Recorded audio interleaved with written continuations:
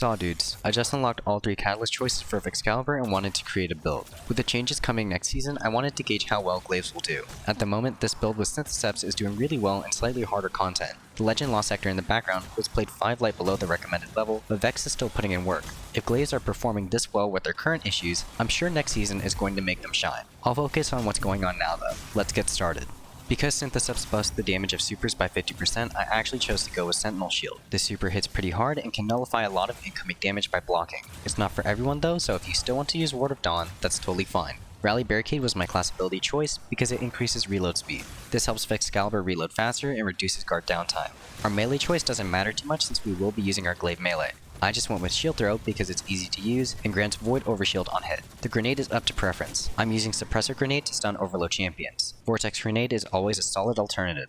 Aspects of the Whitebeard build are Controlled Demolition and Offensive Bulwark. Controlled Demolition causes void ability damage and volatile explosions to apply volatile to enemies, much like Space Aids from Malzahar. Volatile explosions will heal us and our allies for 90 HP. Offensive Bulwark grants Sentinel Shield and additional shield throw. While a Void Overshield is active, we receive 400% additional base grenade regen rate, 100% increased melee damage, and increased melee lunge range to 5.5 meters. These melee bonuses do not extend to Vexcalibur's melee attacks, unfortunately. Today's build uses Echo of Exchange, Persistence, Starvation, and Undermining. Exchange causes melee kills to grant grenade energy based on enemy rank. Persistence makes void buffs generally last 40% longer. Starvation causes Orb and Void Breach pickups to grant Devour for 5 seconds. And lastly, Echo of Undermining causes Void Grenade hits to apply Weaken to enemies for 5 seconds.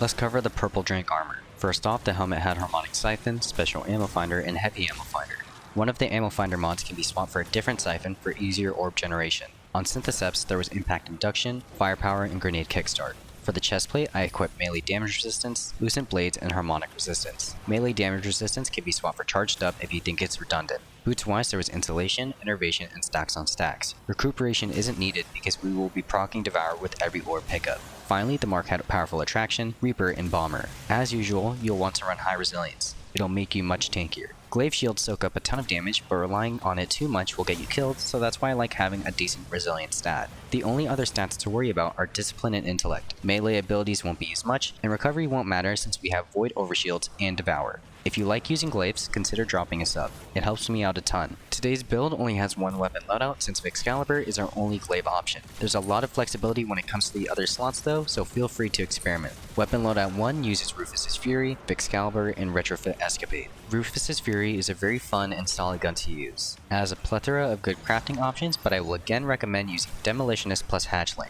Demolitionist provides grenade energy on kills, which stacks on top of the energy gains provided by Devour. Hatchling spawns Threadlings that can apply additional damage and outright kill weak red bar adds. If you don't have the gun, that's completely fine. You can use Pulse or Scout Rifles to extend engagement range, or use any other weapon of your choice. Vexcalibur is the heart and soul of the build. In layman's terms, guarding with the weapon generates a Void Overshield for us and nearby allies. While a Void Overshield is active, Glaive melee attacks deal 20% increased damage, and Glaive melee kills fully refresh the Void Overshield's health to 45 HP. The role you saw in the background was Auxiliary Reserves, Light Mag, Short Action Stock, and Immovable Refit. Immovable Refit causes projectile hits to grant more shield energy when stationary, increasing total shield lifetime if used correctly. Offensive Bulwark grants us a large grenade regen bonus for having a Void Overshield, which Vexcalibur provides very easily. Vex gets its melee damage buff by 50% because of Syntheseps, but this will be even better next season with the buffs. Please remember to try out the other catalyst options and see which one you like best. Retrofit Escapade is my comfort pick for taking care of champions as you saw in the footage. I'm using the standard 4x a charm and target lock roll. The main issue with it is its lack of range, but since we are playing much closer to the action, this is barely noticeable. If you want to use a different weapon, feel free.